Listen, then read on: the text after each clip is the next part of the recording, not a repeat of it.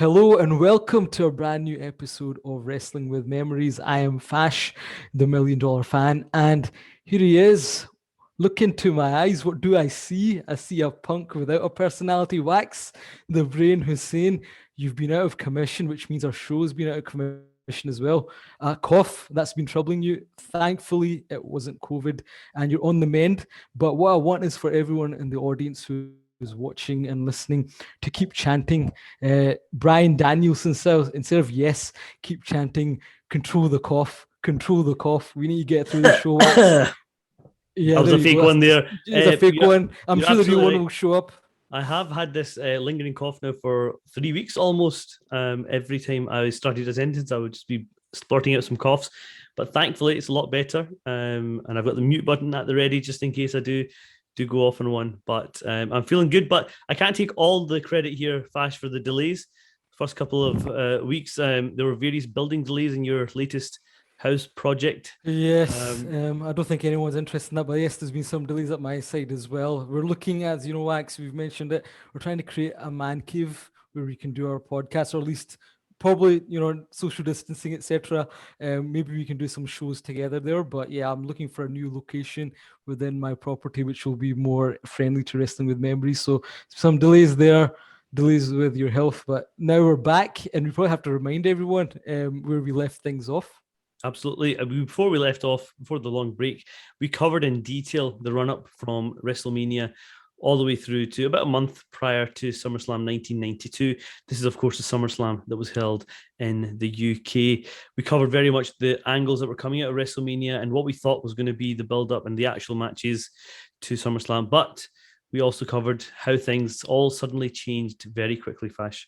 Now that's it. And yeah, the last show was very much about what could have been and how Vince McMahon did an about face and changed lots of rivalries and storylines. And then we really went into August where we had the production of the card that we saw. It was bigger. I guess it was better because it was going to be in Wembley Stadium as opposed to, I think, Washington. We'd outlined that last time where, things were moving towards initially. So yeah, it was a lot of storylines that were dropped and we went into a new direction. And really this show was about looking at the major stuff that we were basically witnessing before going into SummerSlam. Now, in the next show, when we review SummerSlam Wax, we'll also discuss our memories of the time. I think that's really important, going back to it, because I certainly have some vivid memories from that summer of 1992, and I'm sure you do as well. But just before we get into the main event of today's show, there's also lots of things going on in professional wrestling, and that's why we started our Wrestling with the Present kind of sideshow where we give some thoughts on it. But we are behind because of us being out of commission, so various things have happened. We mentioned CM Punk previously, but Bryan Danielson debuted, Adam Cole's in AEW, Big E is the WWE champion, and there's been big controversy coming out of Dark Side of the Ring with a plane ride from hell. And I suspect in this week's show, which is covering Canyon, there'll probably be more controversy in relation to some people. So I think we need to spend some time in the coming days to maybe do a little show again on what's going on in the present world of professional wrestling. Really vibrant and exciting right now. Lots on the horizon. But let's get into the time machine and let's go back to the August of 1992 and our road to Wembley Stadium, SummerSlam 1992.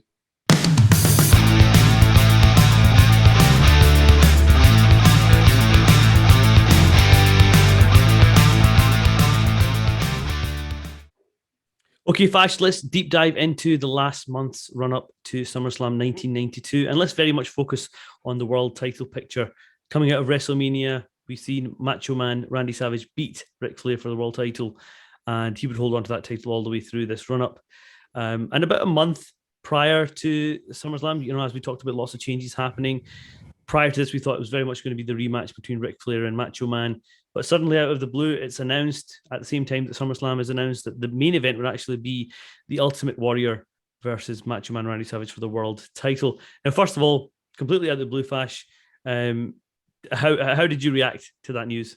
It was difficult going back that time, but I remember being very excited by it. Wax. This was certainly the biggest match that they could have given us at the time, with Hogan being gone, the Warrior being back, and Macho Man being the champion, and then also thinking about the previous rivalry between the Warrior and the Macho Man. But two big baby faces. So I think when it was announced, it exciting but intriguing as well, because now they're both were on the same side of the fence. It was confusing, as we said, because Warrior Papa Shango, Macho Man, Ric Flair, but they announced it and it was the blockbuster main event for what was going to be now the biggest show in a long time. So I remember being really excited, and as we've said many times, I was a Warrior fan, so I was really excited thinking he was going to win the championship. But what about you? Do you remember anything? Because you were very much, as I keep saying, a Ric Flair guy at the age of I was, 7.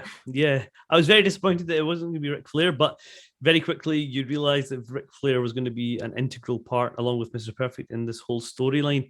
And if we go kick off to, the first time that Macho Man and Ultimate Warrior are sort of on the screen together, it's the Superstars episode of 25th July. And we have an interview segment with Mean Gene, and we have Warrior coming out, and then we have Macho Man coming out. And I thought that it was great to actually hear there was a very similar reaction from the crowd to both men, just going to show that both were actually very over at this point. And I couldn't really tell whether one was more popular than the other. But I don't know if you have an opinion on that, Fash, at that time. I'd be a bit biased at that time. I was certainly hearing louder cheers for the Warrior, but you're right. Both were doing, excellent with the fans. Macho Man was established after his feuds with Jake the Snake Roberts and Ric Flair, so people liked him as the champion. And the Warrior was back. I think he was getting huge reactions as well. So I think it was kind of this 50-50 probably in most places. And at this point, a lot of intrigue in terms of what would happen here. Yeah, and one of the other things that we always comment on is this face versus face match, or maybe a heel versus heel match that's headlining a big show, and you never really think it's going to work very well. But the way they played this was really interesting, and we'll talk a little bit more about it. But the intensity of the Macho Man and the Warrior together, they were blurring the lines a little bit in terms of how much they wanted the title meant that they would be willing to do almost anything for it, and that's really what this interview built around. But I suppose the best part of the segment was really towards the end. After each side is done talking, you got Mr. Perfect and Ric Flair coming out to the middle of the ring, and Ric Flair then does his promo. I think he says something like, "Hey, you two pansies," and talks about him being the best in the World Wrestling Federation and not the Warrior. And he goes, "Warrior, I've been beating up guys with paint on their face in my whole career," which I thought was a great line. It was a brilliant nod to the Sting and the Road Warriors in the past. The Mr. Perfect calls Macho Man Macho Chicken, which again, hilarious. And, Macho Man is just incensed at this point, and he wants to just run into the ring and starts attacking Flair. But obviously, Mr. Perfect's in the ring with him.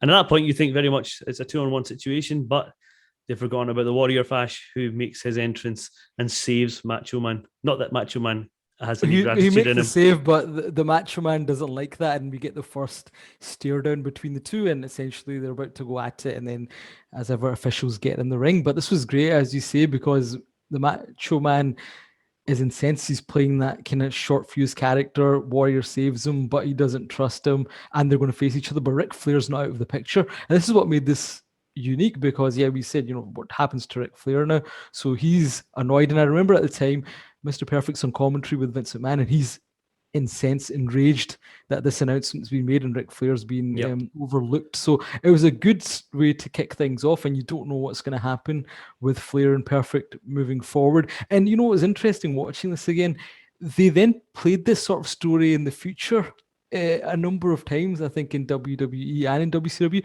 And when you think down the line, for example, Stone Cold Steve Austin and The Rock going into WrestleMania 17, it's that kind of two baby faces, one helps the other one out, but there's distrust, and then they go at it. In WCW, they tried it a few times as well. One of the memories maybe Goldberg and Bret Hart, and then the guys become a tag team, but they don't trust one another. So a lot of the things we saw here, because it was still one of the few babyface versus babyface rivalries going into a big event.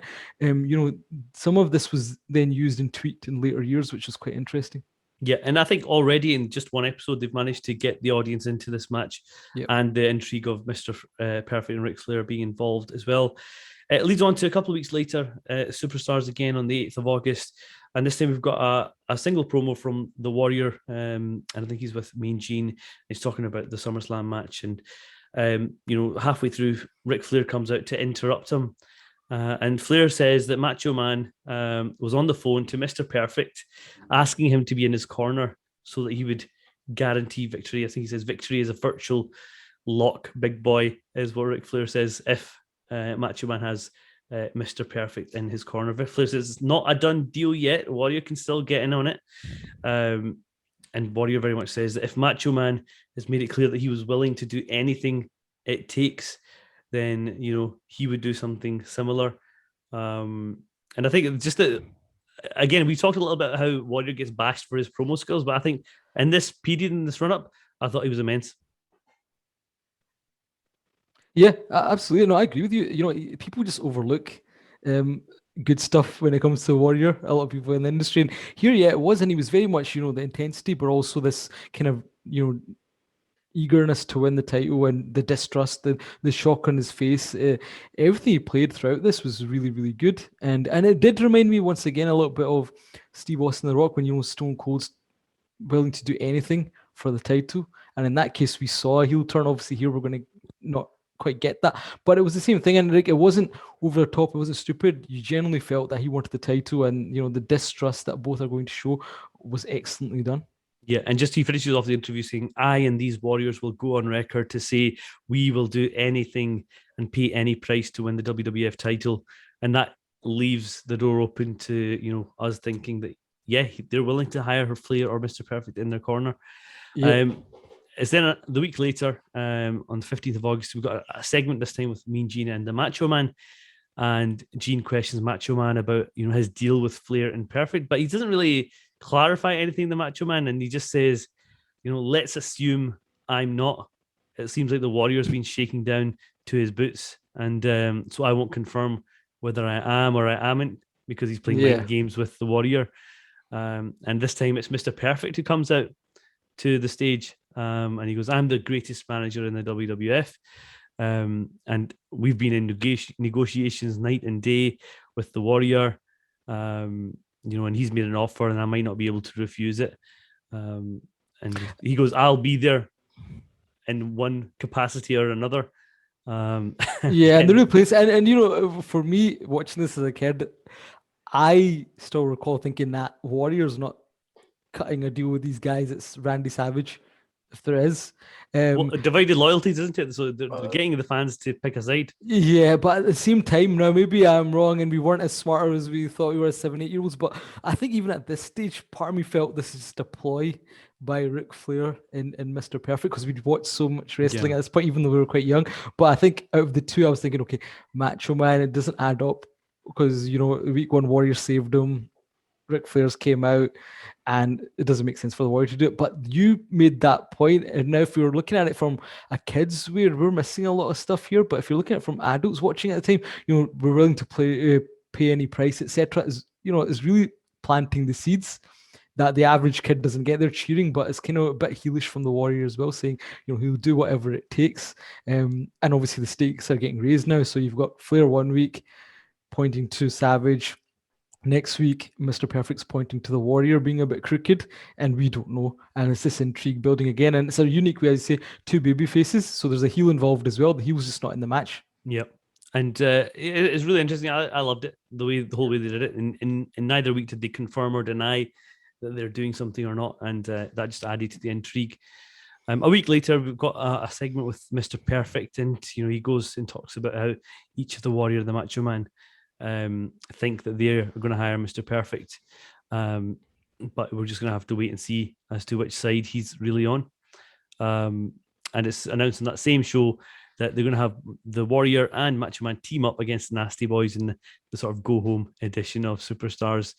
The Nasty Boys are a fitting tag team to have this battle with the Warrior. I don't think they're very fitting, and it's a shame I don't have my Nasty Boy figures with me today, because I would have thrown them up in the air once again, like I have done the archives. If you go back and check that out in one of our episodes, I think it was the SummerSlam 91 review, X. But yeah, I mean, there's lots of promos here, and this is the thing, right? When you compare to wrestling today, it's this slow build, week on week, promos, face to face, very little action, but it's building up, and you're getting excited by this. If it was today, they probably would have wrestled in 10 matches on opposite sides, and there'd be little intrigue left. But it's just this each week as well. They're cutting a promo against one another. They're accusing one another. Ric Flair and the Mr. Perfect are not giving anything away. And then there's this tag team match. So, it's them against the Nasty Boys. and what will happen? Can they coexist, and will one of them maybe turn heel on the other one leading into the show? Absolutely. And on that show, the 29th of August, Superstars, the final show before SummerSlam, we've got that match between the Warrior and Macho Man versus the Nasty Boys. We've got this great sort of highlight package of everything that's happened up to this point. You've got the match itself, which is fine for what it was, but it's really all about the ending. Throughout the match, obviously, there's a lot of tension and mistrust between the two, but they get the job done. I think, and Sags at one point hits Warrior, who hits Macho Man, and that again leads to some further tension during the match. And at the end of the match, it's Mr. Perfect and Flair who come and attack the Warrior. And at that point, you think, that's it. Macho exactly. Man has paid for these guys to sign the Macho to sign up the Macho Man, basically. And I don't know, what were you thinking at this point when you rewatched this back, Fash? So yeah, at the time, at the time, once again, I never used to get to watch every week.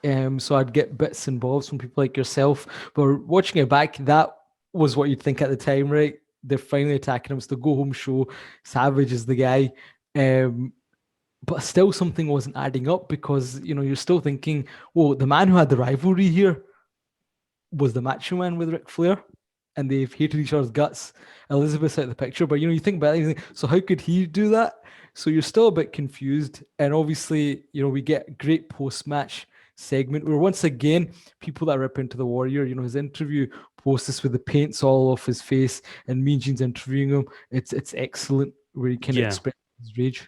And he very much thinks that Macho Man has hired the goons to beat him up and back in his corner. And the Macho Man has a segment of his own, and he questions whether the Warriors' blows actually landed on them. Why did they run away from one man? Which is a good point. And Macho Man said he wasn't buying any of that showpiece, and claims that the Warrior fixed the beating with Mr. Flair and Perfect.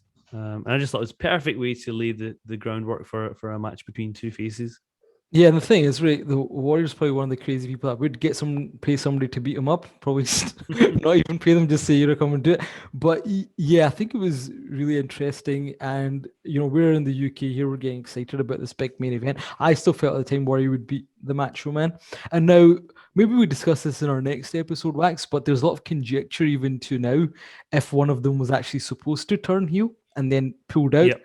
And then they went with what we saw. So maybe we discuss that as we talk about the match in our next episode. But certainly leaving it here, the door was still open in terms of, whose side is who on. And what I also remember is, and I watched it again, is they have some interview segments which just kind of each guy standing cutting a promo.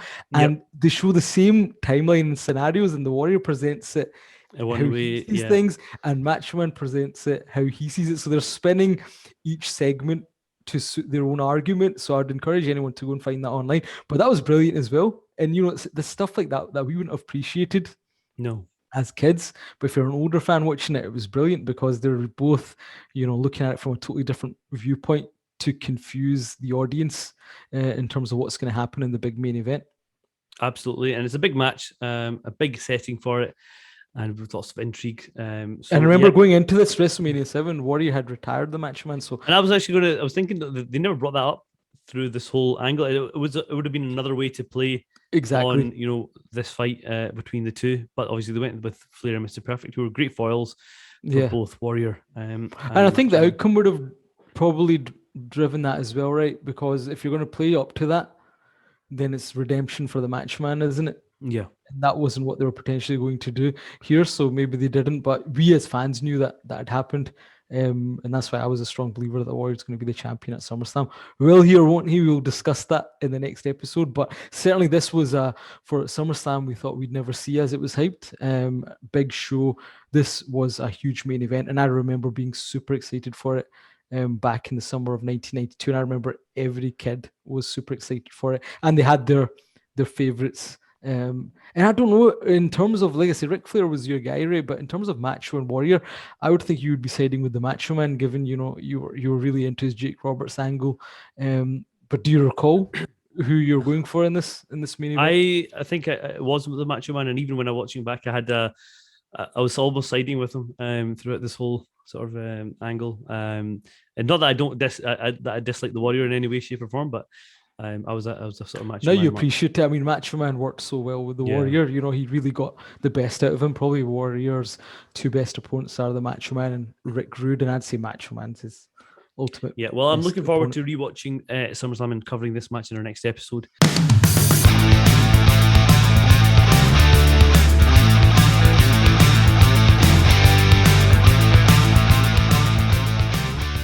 But let's move on to the other big belt. The other big building for us, this was the main event, and we'd learn that it was the big return of the British hero.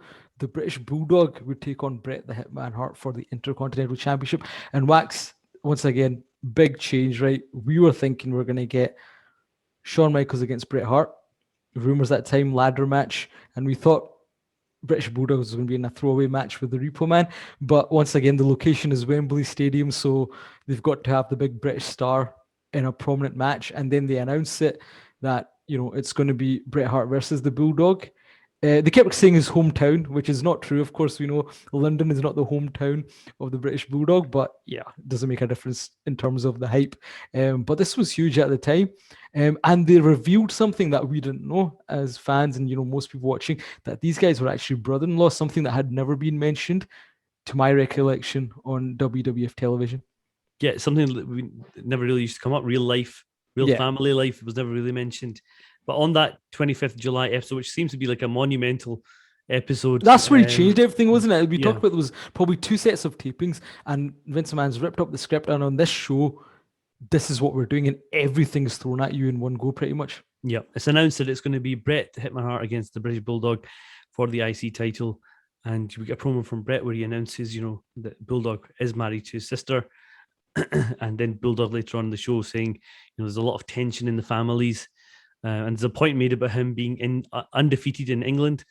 So obviously, not that they were having matches there every week, building up his threat.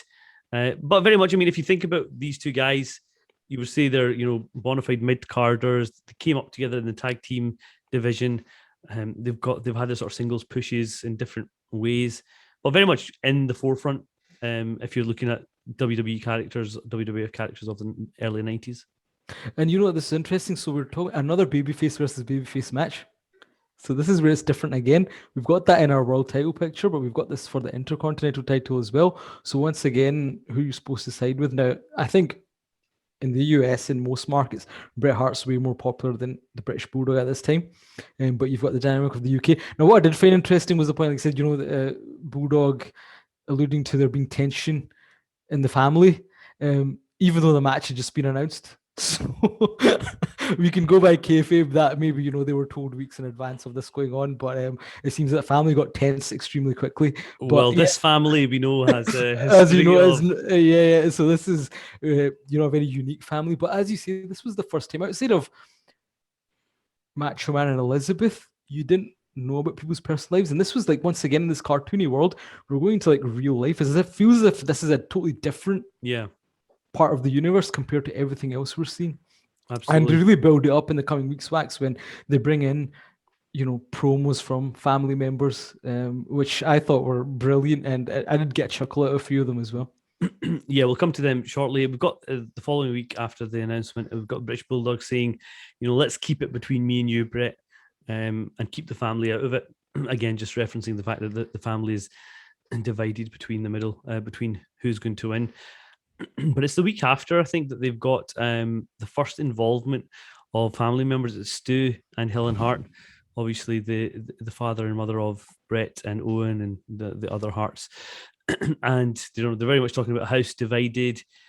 We are falling apart. Helen looks upset. And later, you know, the Bulldog again adds to the whole family split dynamic. Well, can I just jump in there? Because this is what I was trying to get to before.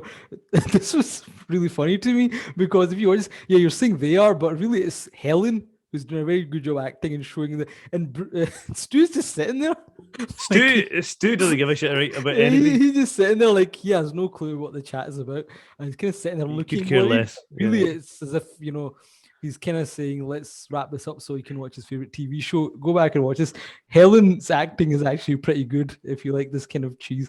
But Stu just seemed like he really didn't care. So I thought the segment was funny unintentionally because of that. The way one is trying to really sell it, And the other guy who should be selling it because he's Stu Hart, he's the wrestling legend, is just sitting there like, he can't be bothered with any of it and actually pretty confused by the whole thing. Yeah, I think he gets better over time with more and more angles that you do actually see Stu and Helen on TV quite a lot. I don't think he really gets better though. I Well, think yeah, he's we'll debate mostly that passive. But in the can you following do year. can you do a Stu Hart impression? No, I can't. I think we're gonna have to get Bruce Pritchard to do We'll that. have He to, does yeah. a Well, maybe hire tremendous him one. for a couple of minutes one day. I think on the 15th of August, we get another key member of the family involved. It's Diana Hart. And actually, this one made me She laugh is the because, key one, yeah. she's the most important person here. She's obviously Bret's sister, and she's married to the Bulldog, and she's putting on the emotion. She's saying, Bret's talking to me like I'm the enemy. Bret's obsessed with keeping the belt. Davey's consumed with winning it. It's an Oscar worthy performance from Diana Hart. But the funny thing is, everything we know about Diana Hart, she was very much wanting to be at the forefront of, in front of the camera, Which we in a learned later more on, yeah. premium sort of TV role. So this was like almost Premium role or a prominent role? well, a prominent role is what I meant to say, but premium came out. But it's very much seemed like an audition to Vince to hire me because I could do something for you. And it was a good promo. I liked it. Yeah, and talking about auditions, I think there was a few auditions here, and we'll probably get to the next one in a bit. But yeah, so this is the first time we've seen Diana Hart, and it was interesting. And yeah, I think she sold it pretty well. I don't know about Oscar worthy. You're probably being a little bit, a little bit over egging it there, but it was good. And what else was interesting here? If you could go in a time machine, the first person to say that Bret's obsessed with the belt. And of course, we'd learn about Bret Hart in the years that would follow. That various people would accuse him in real life of being obsessed with the belt and his legacy and who he was. So it was interesting that the first person to ever say it was his sister in the build up to this event, when we really are still getting to grips with Bret Hart, the single star and the champion.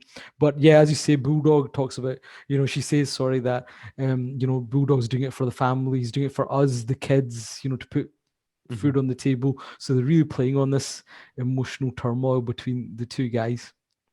And the next one also really hits home because, again, everything you know about the Harts thereafter this is almost like real life playing it on TV. Is Bruce Hart, Bret's brother, who's wearing a Bulldog shirt. And Bruce says, he's sick of everything revolving around Bret. And that, you can imagine, is the full truth coming out there because Bruce never really made it onto anywhere near the level of Owen and certainly not Bret. And he goes, when your head is that big, sometimes you can't do your best.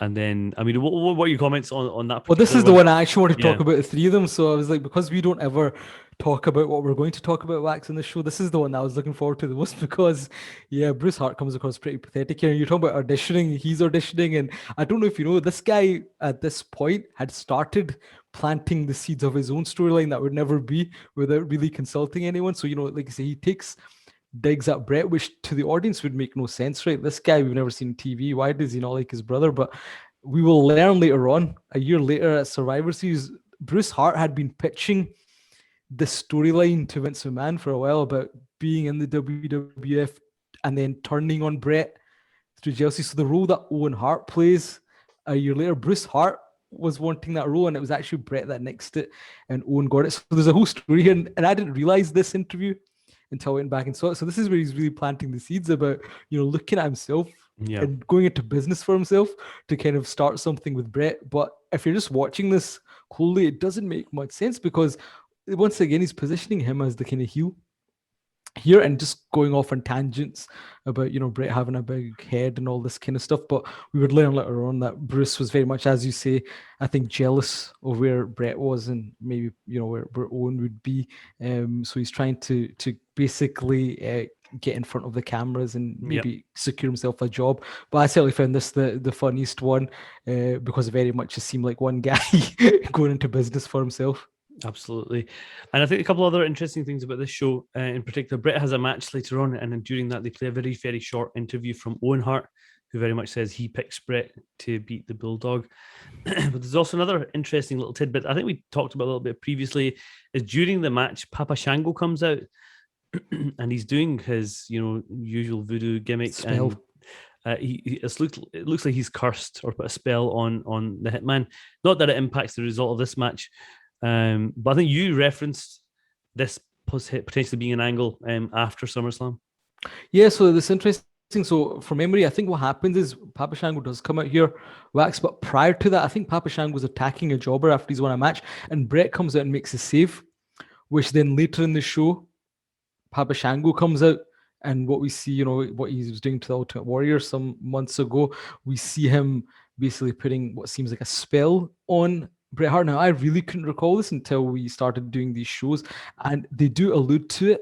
If Papa Shango's put a curse on Bret Hart in the weeks that follow, and even Bret Hart alludes to it in one of his interviews, but says, he doesn't believe in it and what have you. So yes, they had planted the seeds here for, eventually explaining the outcome of the match at SummerSlam and a feud post it.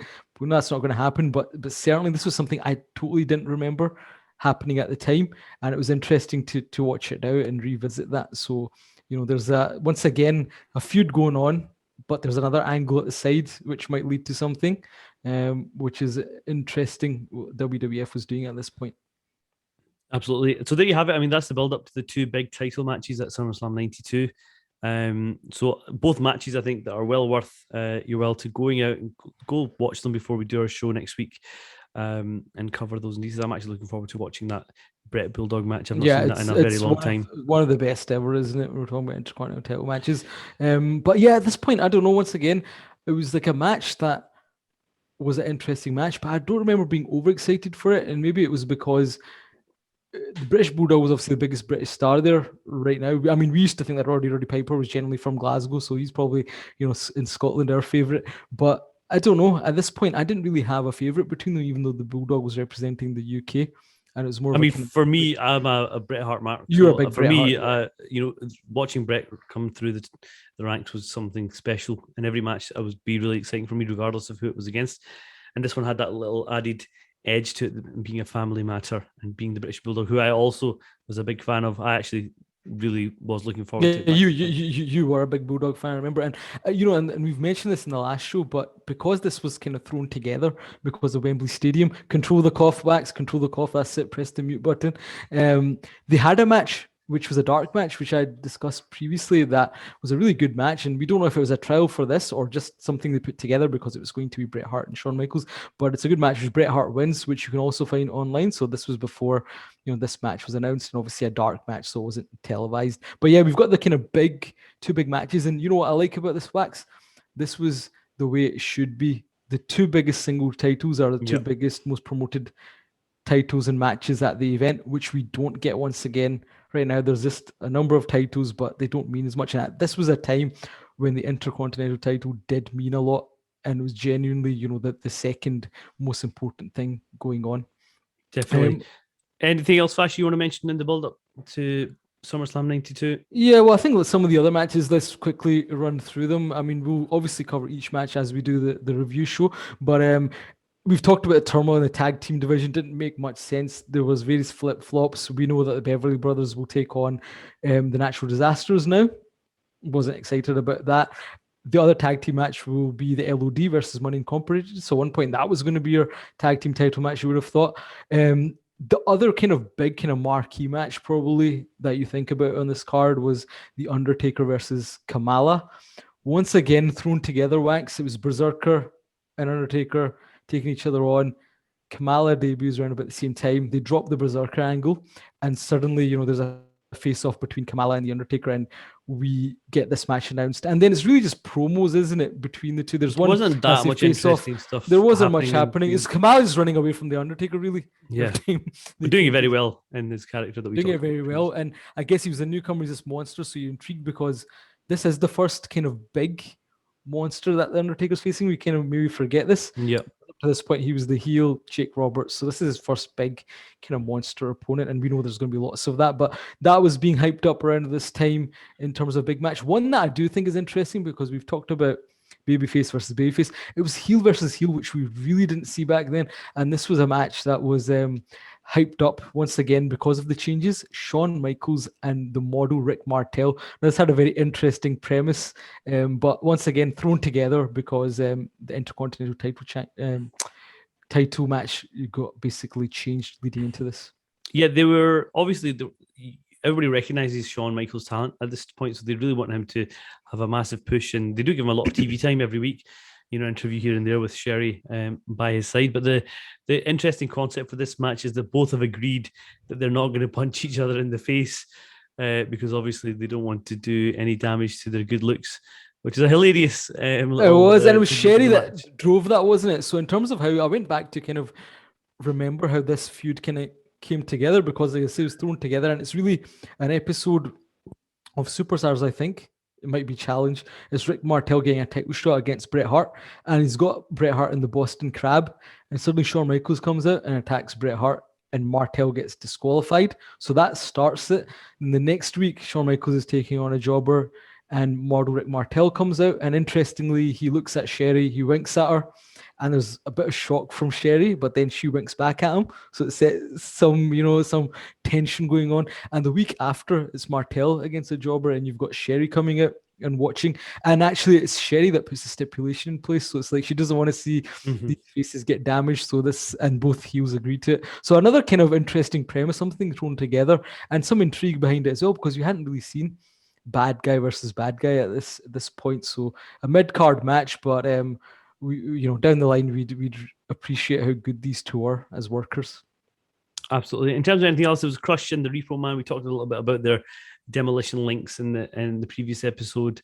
And there was Berserker and Tatanka as well, both coming out of potential feuds with other people, but they were put together very hastily. Like Yeah, a and lot of and things. what will be interesting when we discuss in the next show, some of these matches didn't actually air on the pay-per-view. Yep. So they were kind of shot for the audience, some for the British crowd, others didn't get it. And there's a story behind, what day the people in the US watched this event and what day it actually took place in the UK. But yeah, I mean, what you had was a really big card here. But I think, in terms of feature matches, people in the UK were just super excited that this was going to take place here. And you had loads of these kind of rivalries in there, like you say, Nails against Virgil. We've mentioned that Yep. before. That was part of it. You had other people as well involved in the card that maybe not as prominent and scattered in different areas. We also hear that Roddy Piper will make an appearance. So we've not seen him since WrestleMania 8. So that was quite interesting that he'd be showing up. But that wasn't really overly promoted. If you watched a couple of UK shows, and now when I'm discussing my memories with you in the next show, Roddy Piper appeared on a TV show for kids that I used to watch back in the day, and kind of announced that he was going to be at SummerSlam. So yeah, I mean, you had all the kind of big stars, but really, the focus was really on a handful of big matches. But what also made this a very significant card, Wax, was that this was the first pay-per-view post Hulk Hogan. So I think, the eyes of the experts were also on this. Could it be successful without the Hulkster? Yeah, and you can imagine Hulk Hogan thinking or hoping that it wasn't successful, Exactly. but you will very much talk about the card and the success of the show in our next episode. So I would really recommend everybody go out of their way and go watch this show, because it is one that will bring back a lot of memories to you, especially if you're British, like we are. So yeah, go watch the show. See how you think it was going to pan out and see how it actually did pan out. See if you remember that Bret Bulldog match that everybody talks about even now. It still stands up to time. You might remember it if you're not seen it recently. Yeah. You go back and we'll go back and watch this build up if you haven't, and then obviously watch the card or watch it post our show, whatever suits you. I'm looking forward to the next show. It's one of the big ones that we remember, and still I think stands the test of time. Great venue, great atmosphere the whole night, and some really big stars. And this is the show, Wax, where post this event, by the time we get to the next pay-per-view, there's going to be further shuffling of the decks, and a lot of wrestlers we're not going to see for a while on WWF television. So yeah, I'm looking forward to it. You've got through this show without coughing. I know there's a few coughs there, and you had the mute button ready, which was very professional of you. But yeah, we'll look forward to catching up with you all in the next show. In the meantime, please check out our YouTube channel. Please subscribe and like. Drop us your comments. Also, wherever you get your podcasts, check us out there. Follow us and follow us on Instagram and Twitter as well. You've been posting some stuff on Twitter, Wax. It's about the NWA in the 1980s. I have, I'm seeing. I've recently started watching for the first time. The NWA, WCW, Jim Crockett promotions era, late 80s. WCW shows, just skimming through them, really picking out some of the key happenings. And actually, I'm very much enjoying watching some of the old characters. things that I've never really seen before. The I need to do Foundation that as well. I and think the I was breakup watching. of the Four Horsemen. It's really interesting just to see what the business was like back then, what a non WWF show was like back then. And there's a lot of good value, good stuff in there, a lot of bad stuff in there as well. But Well, I that's just it. thought it'd be It's interesting to all go and about, revisit. going back, yeah, and the comparison between the two companies is really clear to see when it's, I guess, the Yeah. 80s versus that, because in the 90s it tried to be a little bit more like WWE light, but it didn't really work. So yeah, check out the old stuff as well. It's all about wrestling with memories. But until next time, he's Wax, I'm Fash, and we look forward to catching you next week.